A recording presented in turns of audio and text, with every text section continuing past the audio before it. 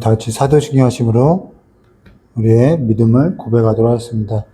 전능하사 천지를 만드신 하나님 아버지를 내가 믿사오며 그 외아들 우리 주 예수 그리스도를 믿사오니 이는 성령으로 잉태하사 동정녀 마리아에서 나시고 본디오 빌라도에게 고난을 받으사 십자가에 못 박혀 주시고 장사한 지 사흘 만에 죽은 자 가운데서 다시 살아나시며 하늘에 오르사 전능하신 하나님 우편한 자 계시다가 저리로서 산자와 죽은 자를 심판하려 오시리라.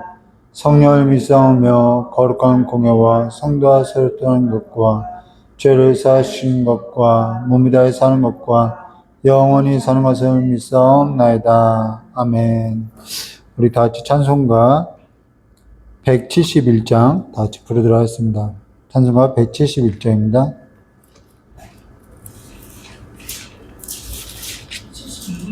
예, 171.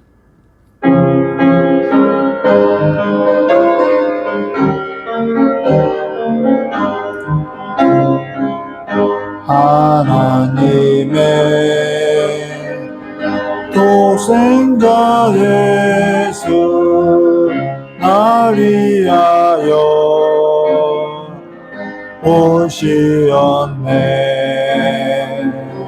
내 모든 죄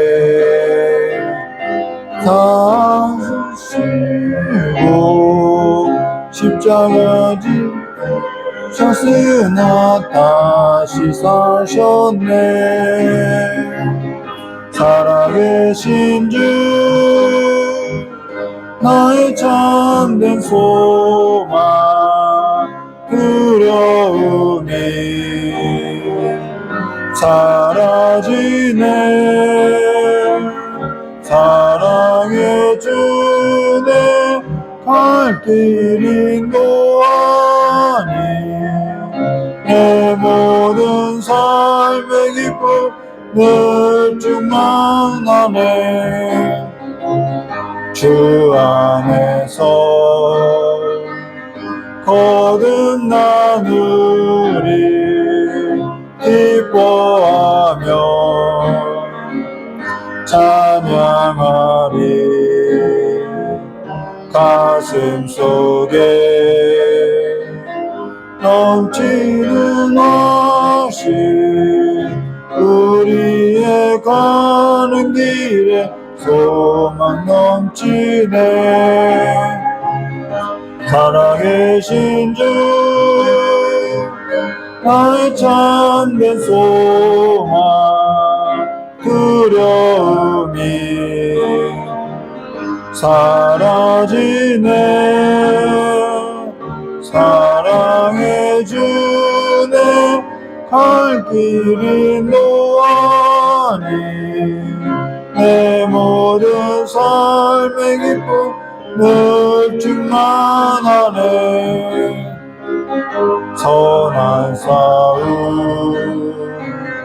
다 마친 후에 우리 주님 배우리라. 사망 권세 다 물리치고 주님이 다스리니 영광 넘치네. 살아계신 주 나의 참된 소망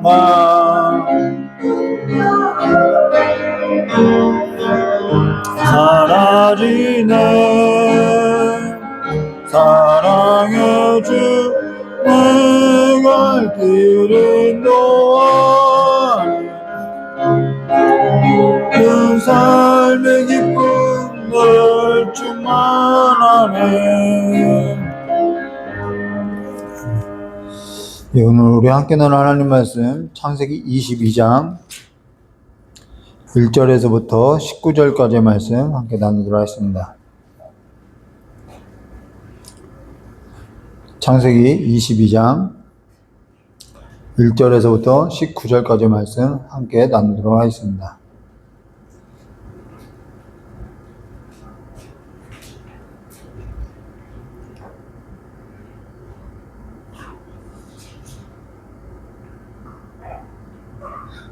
우리 1절부터 12절까지요. 1절부터 12절까지의 말씀을 한 절 한 절 함께 기도하도록 하겠습니다.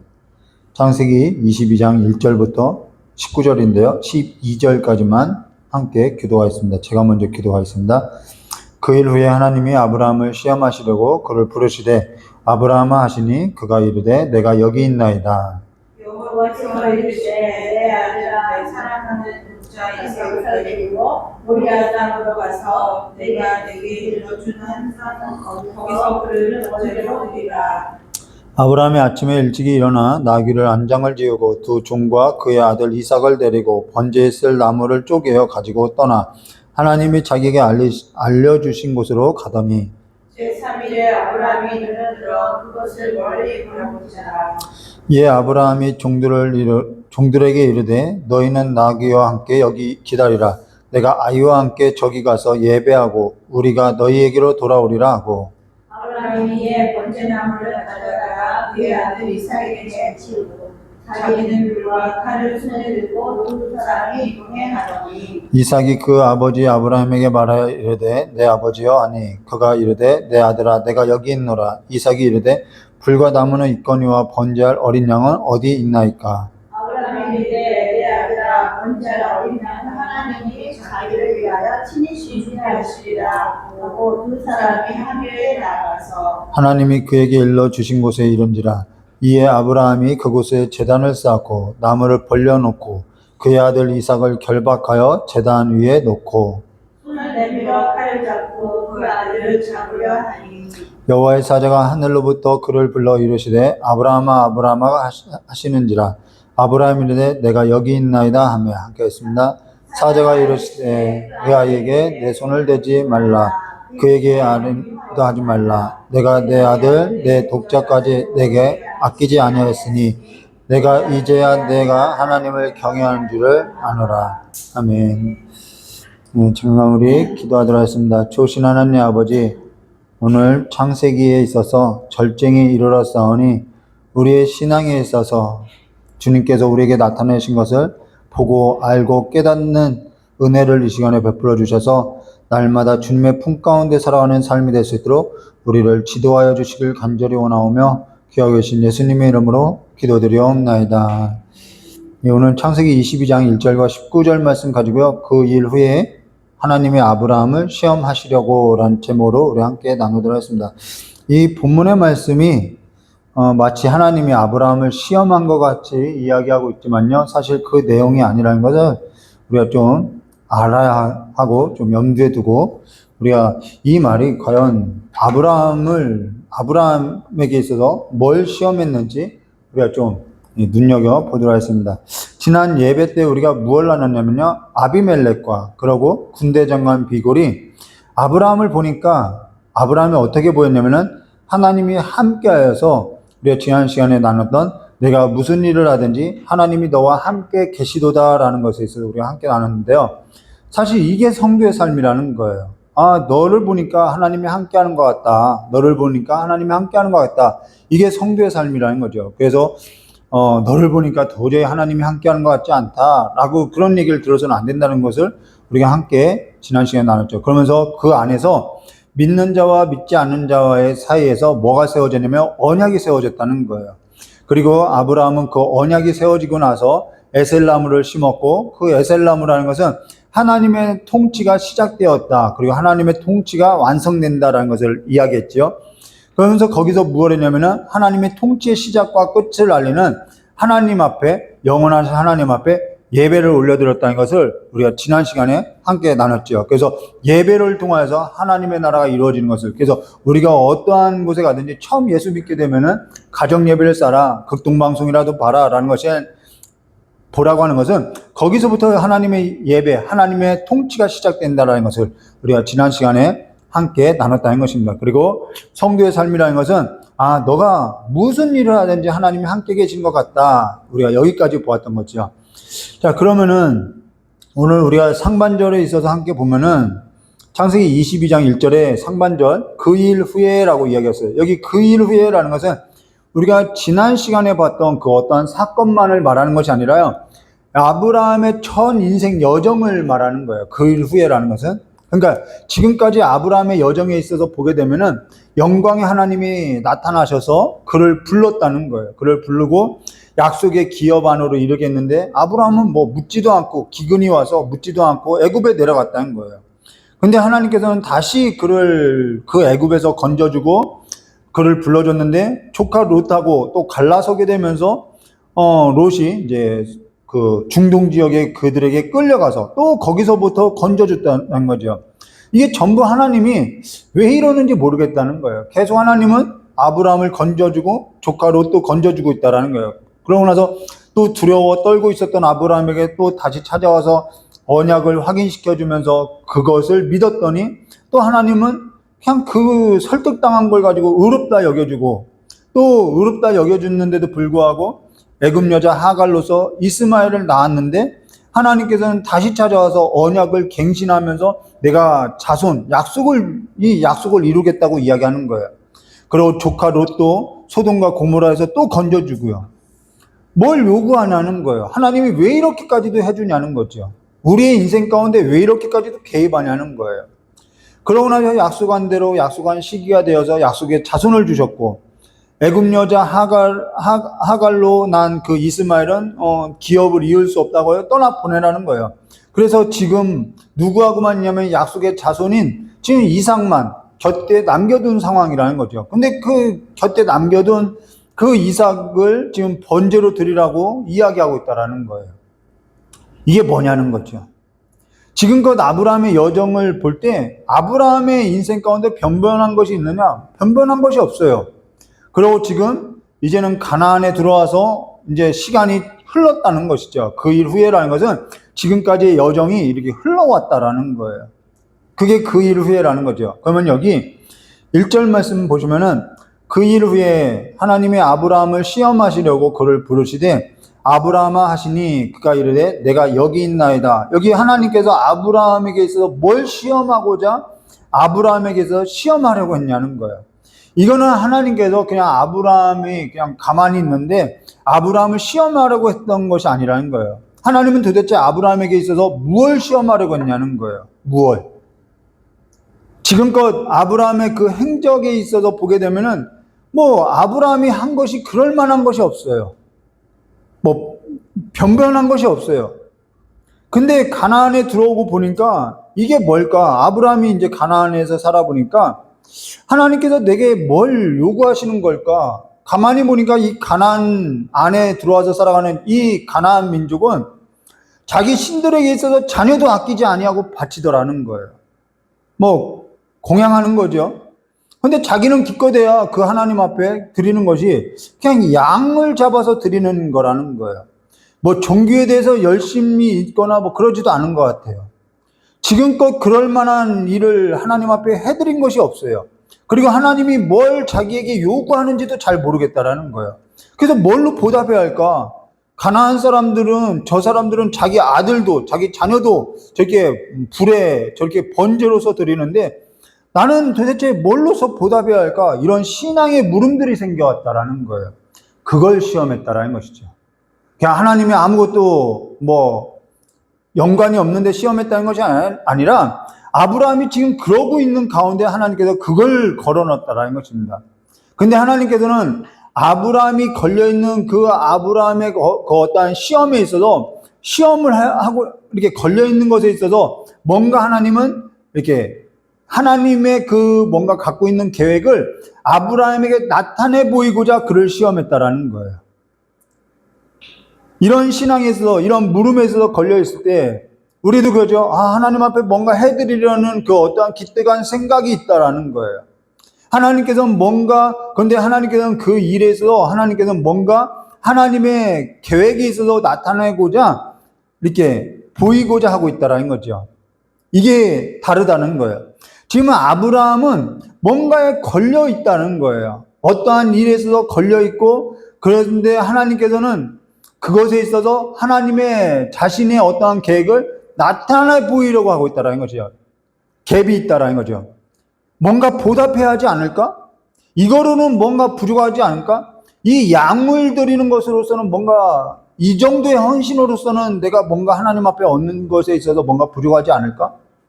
저들은 저와 같이 하는데 나는 기껏해야 이 정도밖에 하는 것이 없고 지금까지 살아왔는데 이거밖에 없는데 여기에 걸려 있다라는 거예요. 그걸 하나님께서는 그러면 너 한번 해봐, 시험해봐, 이 얘기라는 거예요. 그러니까 하나님께서 이 이삭을 갖다 바쳐라 이렇게 시험한 얘기가 아니라는 것이죠. 그게 뭔지, 아브라함이 걸려있는 어떠한 시험에 있어서 하나님께서는 아브라함에게 뭔가 나타내 보이고자, 그래 아브라함 너 한번 그거 해봐, 그럼 내가 그 안에서 나의 뜻을, 나의 계획을 나타내 보여줄게, 이 얘기를 하는 것이죠. 그래서 2절에 이렇게 말씀하고 있어요. 2절에 여호와께서 이르시되, 그러니까 이 첫 절을 잘못 오역을 하게 되면요, 이게 엉뚱한 해석으로 가는 거예요. 아브라함은 믿음이 있어서 독자 이삭도 아끼지 않고 하나님을 경배했더니 드렸더니 하나님께서 아브라함에게 복을 주셨다, 이런 설교를 하는 거죠. 그런 얘기가 아니라는 것이죠. 자, 2절 말씀, 여호와께서 이르시되 내 아들 내 사랑하는 독자 이삭을 데리고 모리아 땅으로 가서 내가 네게 일러준 한 산 거기서 그를 번제로 드리라. 이거는 지금 아브라함의 생각이라는 거야. 아브라함이 그러한, 나는 변변치 못한데 하나님이 나에게 이렇게까지 해주셨는데 나는 거기에서 뭔가 해줘야 하는 거 아닌가? 아, 저 사람들은 저렇게까지 하는데 나는 이게 뭔가 변변치 못하고, 이런 생각을 지금 아브라함이 갖고 있다라는 거예요.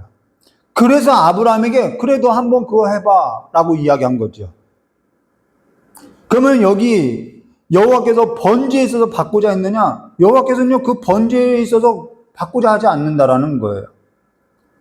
아브라함에게 뭔가 알려주고자, 하나님의 어떠한 의중을 가르쳐주고자 이 이야기를 하고 있다는 건 계시인 거죠. 그리고 여기 모리아 땅이라는 것은 예루살렘 성전이 세워진 곳이라는 것입니다. 그러고 나서 3절 말씀은 보도록 하겠습니다. 아브라함이 아침에 일찍 일어나 나귀의 안장을 지우고 두 종과 그의 아들 이삭을 데리고 번제에 쓸 나무를 쪼개어 가지고 떠나 하나님이 자기에게 알려주신 곳으로 가더니, 자 4절에요. 제3일에 아브라함이 눈을 들어 그곳을 멀리 바라본지라. 자 3일 길을 걸어왔다는 거예요. 그러고 나서 5절에 이에 아브라함이 종들에게 이르되 너희는 나귀와 함께 여기서 기다리라. 내가 아이와 함께 거기 가서 예배하고 우리가 너희에게로 돌아오리라 하고, 여기 종들에게 너희는 나귀와 함께 여기서 기다리라는 거예요. 근데 사실 지금부터 이 종들이 더 필요한 때인데 종들을 두고 가는 것이죠. 그리고 종들을 두고 약속한 자손 이삭만 데리고 뭐라고 하면 내가 예배하고 돌아오겠다라고 이야기하는 거예요. 근데 여기에 있어서 히브리서를 기록했던 그 기록자는 히브리서 11장 17절에 아브라함은 시험 받을 때 믿음으로 이삭을 드렸으니 그는 약속들을 받은 자로 돼 그 외아들을 드렸느니라. 자, 믿음으로 드렸다고 이야기하죠. 그래서 이것에 있어서 뭐 부활 신앙이다 뭐 이런 얘기도 있다라는 것이죠. 자, 근데 오늘은 본문과 좀 연관해서 이 성경 이 이삭을 드린 일이 무엇을 얘기하는지 우리가 좀 더 살펴보면요. 6절 말씀. 아브라함이 이에 번제나무를 가져다가 그의 아들 이삭에게 지우고, 자, 아들에게 나무를 짊어지었어요. 어떠한 그림인지 보여주죠. 자기는 불과 칼을 손에 들고 두 사람이 동행하더니, 자, 이때 동행하고 있는데 아들이 아버지에게 물어요. 7절에 이삭이 그 아버지 아브라함에게 말하여 이르되 내 아버지여 하니 그가 이르되 내 아들아 내가 여기 있노라. 이삭이 이르되 불과나무는 있거니와 번제할 어린 양은 어디 있나이까. 뭔가 이상한 것이죠. 여호와께 드릴 제물에 있어서 제사할 때 써야 하는 이 번제할 양이 없더라는 거예요. 근데 여기 번제할 양은 누구죠? 사실 이삭인 거죠. 근데 여기에 있어서 뭐 쉽게 너란다 뭐 이렇게 말할 수는 없겠죠. 그래서 8절과 10절에 이렇게 말씀하셨어요. 아브라함이 이르되 내 아들아 번제할 어린 양은 하나님이 자기를 위하여 친히 준비하시라. 근데 이것이 자기는 뭔 뜻인지도 모르고 하겠지만은 둘러대는 얘기지만은 하나님이 이 이야기를 계시하고 사용하고 있다는 것이죠. 두 사람이 함께 나가서 9절에요. 하나님이 그에게 일러주신 곳에 이른지라. 이에 아브라함이 그곳에, 자, 이제 이 단어를 좀 더, 이 동사를 좀 주의해서 보면은, 아브라함이 그곳에 제단을 쌓고 나무를 벌려놓고 그의 아들 이삭을 결박하여 제단 나무 위에 놓고, 자, 손을 내밀어 칼을 잡고 그 아들을 잡으려 하니. 자, 여기에 쓰인 동사, 이게 가능한 일이냐는 거예요. 아무리 이삭이 어리다고 해도, 이삭을 살펴보면 아무리 이삭이 어리다 해도 아브라함이 나이가 있고요. 이삭은 어린아이가 아니라 여기에 사용된 단어는 청년이라는 거예요. 청년인데 나무를 짊어지고 산에 오를 정도의 그 청년이라는 거죠. 근데 이거는 이삭의 순종이 아니었다면요, 이 일은 불가능하다라는 거죠. 그냥 가만히 놔주라고 한 것이 아니라 이삭이 이 일에 있어서 동의하고 순종했다라는 것입니다. 근데 여기 기록된 동사를 우리가 한 절 한 절 보면은 아브라함이 그곳에 제단을 쌓고 나무를 벌려놓고 그 아들의 이삭을 결박하고 그 제단 나무 위에 놓고, 여기에 쓰인 모든 동사는요, 쌓고 놓고 결박하고 놓고, 이 동사는 이 제사 때 사용하는 동사가 아니라는 거예요. 제의적 동사가 아니라 문학에 쓰이는 동사라는 거예요. 언어를 보면요. 그러니까 이거는 내가 제사를 드려야겠다, 이 제의적 동사가 아니라 이 감정, 이 정서를 나타내는 동사라는 거예요. 이걸 뭘로 설명할 수 있겠냐는 거죠. 아브라함이 손을 내밀어서 칼을 잡고 그 아들을 잡으려 하니라는 것은 이거 즐거운 일이 아니죠. 거룩한 제사 앞에, 하나님 앞에, 하나님 내가 이 제물을 갖고 왔습니다, 번제할 양을 갖고 왔습니다 하면서 뭔가 하나님 앞에 즐거이 제사를 드리는 행동이 아니라 이런 얘기라는 거예요. 이 문학적 표현인 거죠. 하나님 이럴 거면은 어째서 날 불렀냐는 거예요. 이럴 거면은 자녀를 왜 나에게 허락했냐는 거예요. 왜 낳게 했냐는 거죠. 우리도 자녀들이 그러죠. 엄마 이럴 거면 왜 나를 낳았냐고. 그런 외마디 외침이라는 거예요. 자녀를 잡고자 눕혔는데 이것이 제의적 동사로서요, 막 이렇게 하나님 앞에 거룩하게 예배드리는 태도이냐, 그걸 말하는 것이 아니라는 거죠. 이거는 정말 외마디 외침이라는 거예요. 그냥 본능에서 터져나온 거죠. 왜 이러십니까? 이 본능에서 나오는 거예요. 제가 신학 다닐 때 예배실에 가는 건 당연히 예배를 드리러 가는 거죠. 근데 예배실에 가서 신학교 다닐 때 너무 힘드니까 이럴 거면 왜 불렀냐고 하나님 앞에 막 통곡하면서 쏟아놓았던 적이 있다라는 거예요. 그 외침이라는 거예요. 무슨 예배에 가는 데 있어서 뭐 즐겁겠냐는 것이죠. 근데 사실 아브라함이 칼을 뺀 것은요, 이미 이 일은 그냥 결정됐다라는 거예요. 물를 수 없다라는 거죠. 그리고 이삭은 사실 아브라함이 결박해서 칼을 든 순간은요, 이미 죽은 목숨이라는 거예요. 이미 이거는 아브라함이 그냥 마음에서 결정한 일이고 그 일에 있어서 하나님 꼭 이렇게 해야 하나요? 이런 외마디 외침이라는 거예요. 이건 뭐 아브라함이 믿음이 좋아서 그 독자도 아끼지 않고 하나님 앞에 막 바쳤다, 뭐 이런 얘기가 아니라는 거예요. 야고보서 2장 21절과 22절 말씀 보시면은 우리 조상 아브라함이 그 아들 이삭을 제단에 바칠 때에 행함으로 의롭다 하심을 받은 것이 아니냐. 내가 보거니와 믿음이 그 행함과 함께 일하고 행함으로 믿음이 온전하게 되느니라. 여기서 행함이 나오는데 이건요, 행위를 말하는 것이 아니라는 거예요.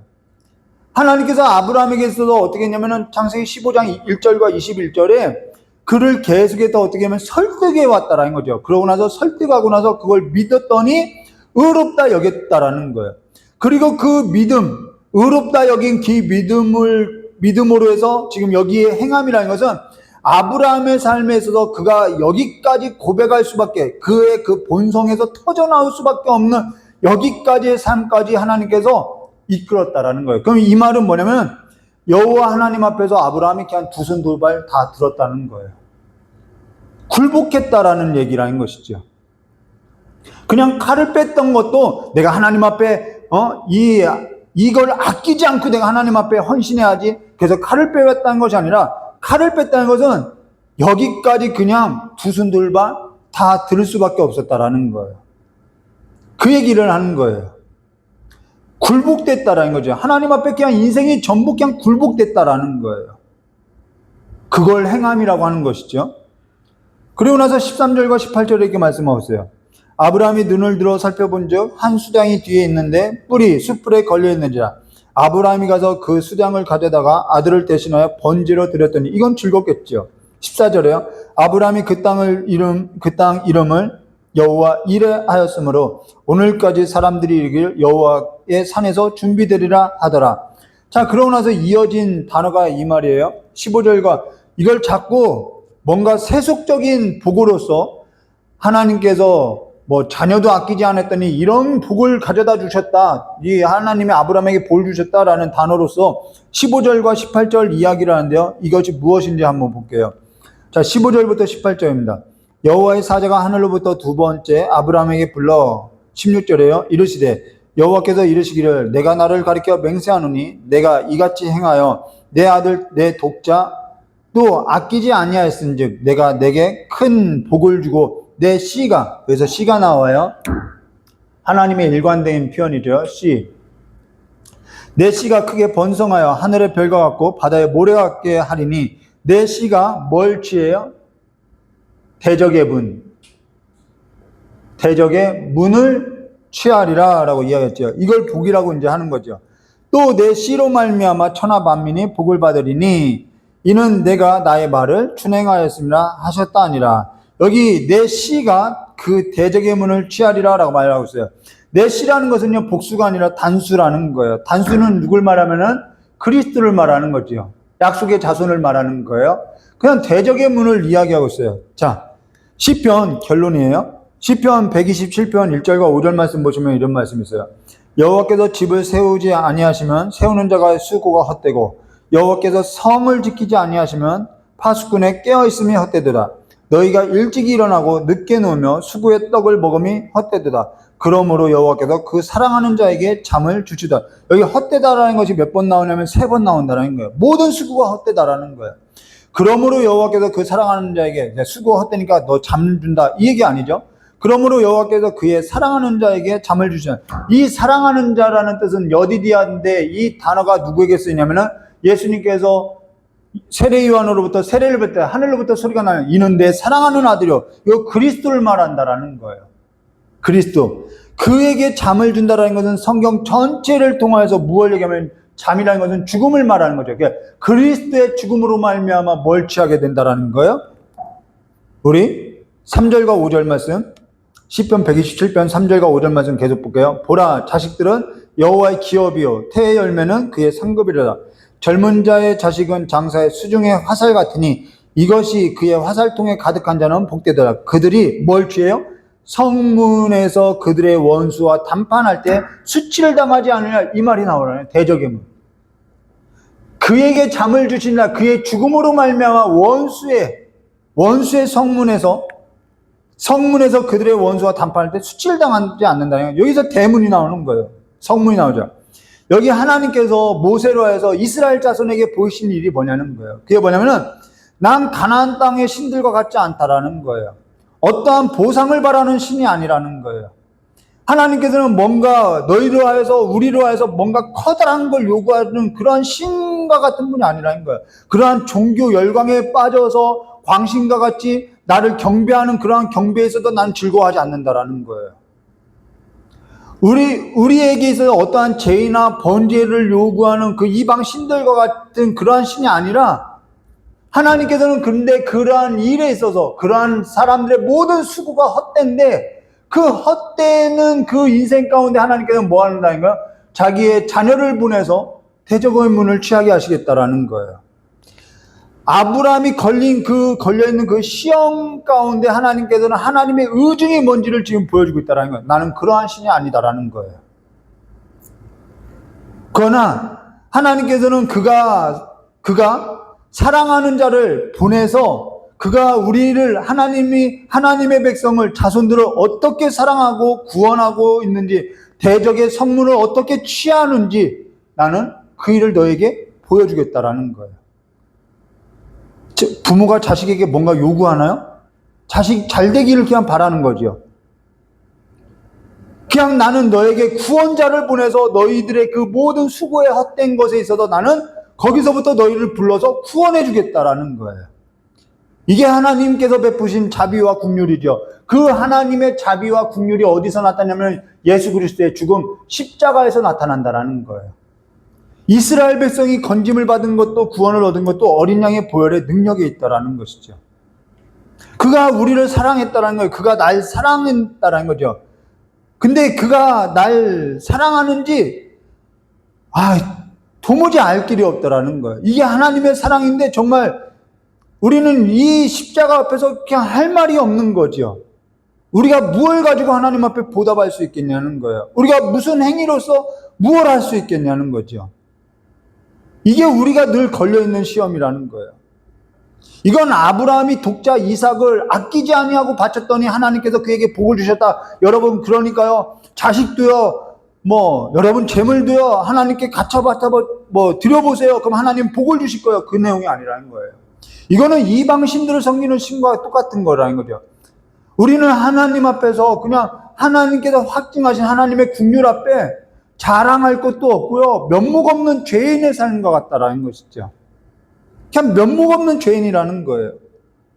그런데 뻔뻔하기까지 한 거죠. 우리의 수고가 다 헛되다라는 거예요. 그래서 하나님께서는 우리를 사랑하셔서 그 아들을 보내셔서 이 대적의 문을 취하여서 우리가 심지도 않고 우리가 뿌리지도 않고 우리가 쌓지도 않은 그 성읍, 그 기업을 하나님께서는 주시겠다라는 거예요. 이것이 이해돼야 하는 거죠. 이것이 믿어져야 하는 거죠. 그가 우리를 사랑하셔서 그 아들을 보내셔서 우리를 정말 성문에서 단판 지을 수 있는 그러한 삶으로서 원수에게서 수치를 당하지 않는 삶으로서 우리를 인도해 준다는 것이죠. 뭐가 예배냐는 것이죠. 우리가 지난 시간에 하나님의 통치의 시작은 예배 가운데 있다고 했는데 뭐가 예배냐는 거예요. 우리가 저들이 뭔가 하나님 앞에 막 살찐 송아지를 갖다 바치는 것이 예배이냐? 면목 없는 죄인으로서 그래서 내가 뭔가 자랑할 만한 것이 있느냐? 우리는요, 오늘도요, 아버지 앞에, 아버지의 자비와 긍휼 앞에 면목 없는 죄인으로서요, 이 십자가에 그냥 잇대어서 살아갈 수밖에 없고요, 십자가에는 자랑할 것이 없다라는 것입니다. 그냥 아버지 품 안에서 얼굴을 그냥 맞대서 그냥 징징거리는 어린아이와 같다라는 거예요. 근데 그걸 예배로 받아들여주고 있다라는 것이죠. 아버지 품 안에서, 이 아버지의 사랑 안에서, 이 십자가 앞에서 정말 삶과 삶을 비벼대는 삶이 되시는, 그것이 하나님이 보실 때는 예배라는 거예요. 무슨 살찐 송아지를 드리고, 이 이사야서에서도 나오는 말씀 아닌가요? 오늘도 우리는 이 아버지 품 안에서 가슴을 떼어서 하나님의 은혜와 긍휼을 없으면은 살 수 없는 면목 없는 죄인으로서 오늘도 왔고, 또한 우리 삶에서 여러 가지 시험에 걸린 그 일들에 있어서 또한 우리는 아버지 앞에 또 나올 수 있다는 것이죠. 그것이 예배라는 거예요. 하나님은 우리를 가까이 하길 원한다는 것을 여러분 기억하고 하나님을 가까이 하는 삶이 되시기를 주님의 이름으로 축원드립니다. 그런데 이 말씀을 너무 오역하고 있어서 우리가 다시 한번 예배의 본질이 뭔지 다시 한번 이 본문의 말씀을 가지고 생각하는 삶이 되시기를 주님의 이름으로 축원드립니다.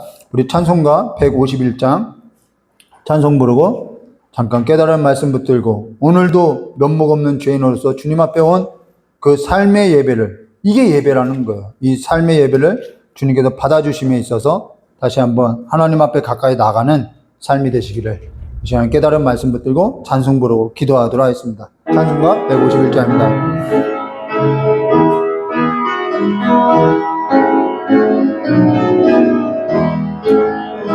만왕의 왕 내 주께서 배고초 당했나 이 벌레 같은 날 위에 그 보혈을 흘렸네. 십자가 내가 처음 볼 때 나의 맘의 큰 고통 사라져 오늘 믿고서 내 눈 밝았네. 참 내 기쁨 영원하도다. 주 십자가 못 박힘은 속죄함 아닌가. 그 긍휼함과 그 은혜 말할 수 없도다.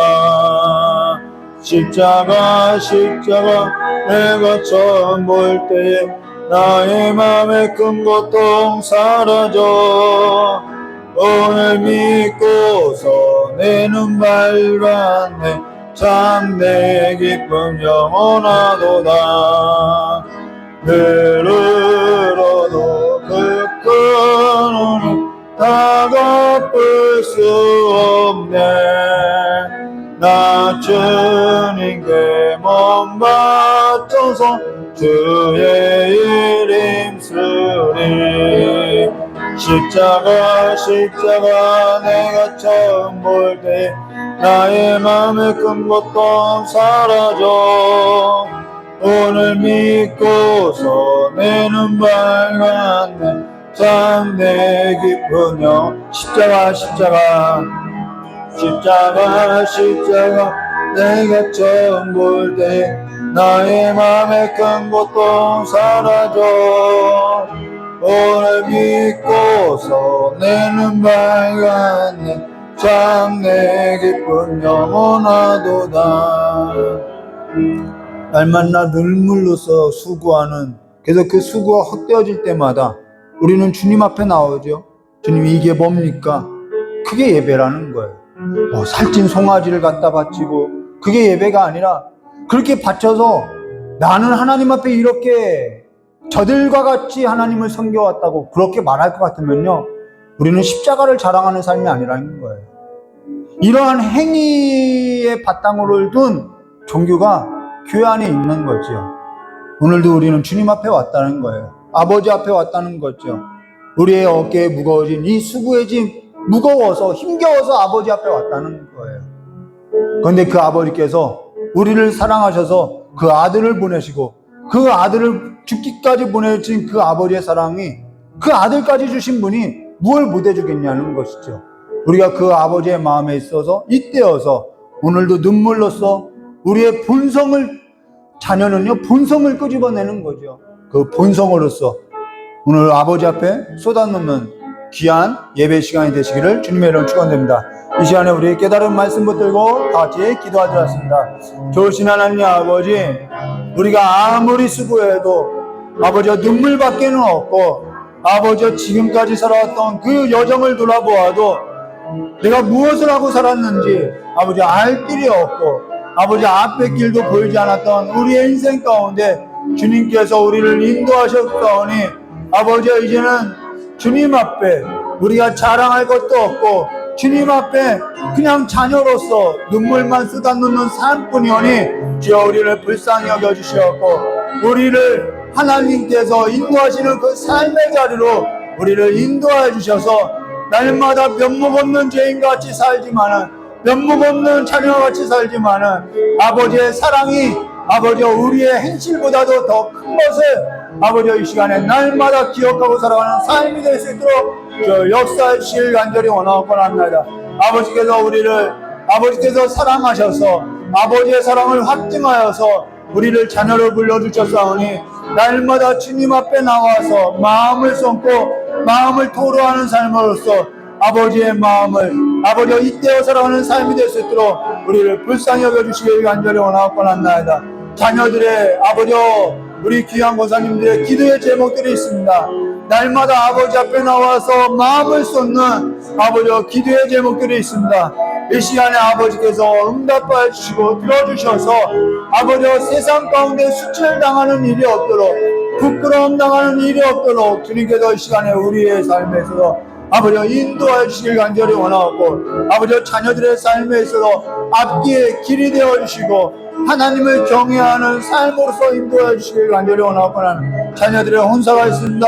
아버지와 자녀들의 직장에 문제가 있습니다. 아버지와 이제는 이 아버지의 세대 가운데 앞으로 살아가는 삶이 더욱더 어려워서 자녀들의 신앙이 잃을까봐 걱정이 됩니다. 아버지여, 아버지여 주여 우리를 이 시간에 도와주시옵고 날마다 아버지의 이름을 부르는 우리의 삶 가운데 기도에 있어서 응답하여 주시길 간절히 원하옵고 아버지여 험악한 세월 가운데서 이 험악한 세월 가운데서 하나님께서 언약을 잃지 말아 주시옵고 신실하게 그 아들을 보내신 그 사랑 가운데 우리를 품어주시고 인도해 주셔서 날마다 주님 안에서 살아가는 삶으로서 인도되어질 수 있도록 그래서 하나님의 사랑이 끊어지지 않는 삶 가운데 우리를 길러주시길 간절히 원하옵고 날마다 주님과의 얼굴과 얼굴을 잇대어서 살아가는 아버지의 마음과 마음을 잇대어서 살아가는 삶이 될 수 있도록 이 시간에 복을 내려주시길 간절히 원하오며 기억하신 예수님의 이름으로 축복하며 기도드리옵나이다.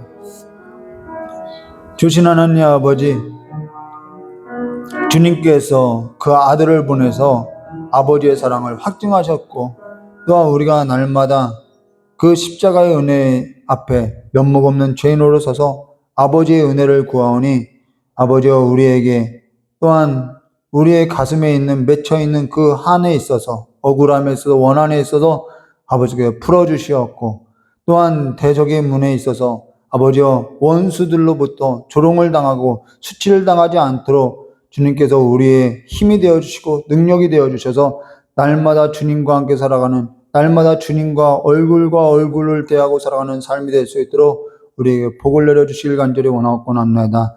주여 하나님 아버지 자녀들의 삶 가운데 혼사의 문제가 있고 직장의 문제가 있사오니 아브라함에게 허락하신 것 같이 아버지 우리의 자손들이 대대로 복을 얻는 것 같이 아버지께서 길이 되어 주셨사오니 아버지의 자녀들의 삶 가운데도 길이 되어 주셔서 아버지 혼사의 문제든 아버지의 이 세대 가운데 아버지의 땅에서 뭔가를 심어도 아버지의 결실이 없고 가시가 엉겅기뿐이오니 아버지께서 이 하나님께서 주신 이 기업을 주님께서 돌보아 주셔서 자녀들의 삶에도 아버지가 거둘 것이 있는 삶이 될 수 있도록 주님께 복을 내려주셔서 대대 손손이 하나님의 은혜 가운데 아버지와 자손들이 하나님의 신앙을 잃어버리고 살아가는 삶이 없도록 복을 내려주시길 간절히 원하오며 기억하신 예수님의 이름으로 축복하며 기도드리옵나이다. 우리 주님 가르쳐 주신 기도로서 예배 마치도록 하겠습니다. 하늘에 계신 우리 아버지여 이름이 거룩히 여김을 받으시오며 나라의 마옵시며 뜻이 안에서 이루어진 것 같이 땅에서도 이루어지리라. 오늘 우리에게 일용할 양식을 주옵시고 우리가 우리의 죄진 자를 사해 준 것 같이 우리의 죄를 사해 주옵시고 우리를 시험에 들게 하지 마옵시며 다만 악에서 구하옵소서. 대개의 나라와 권세 영광이 아버지께 영원히 있사옵나이다. 아멘.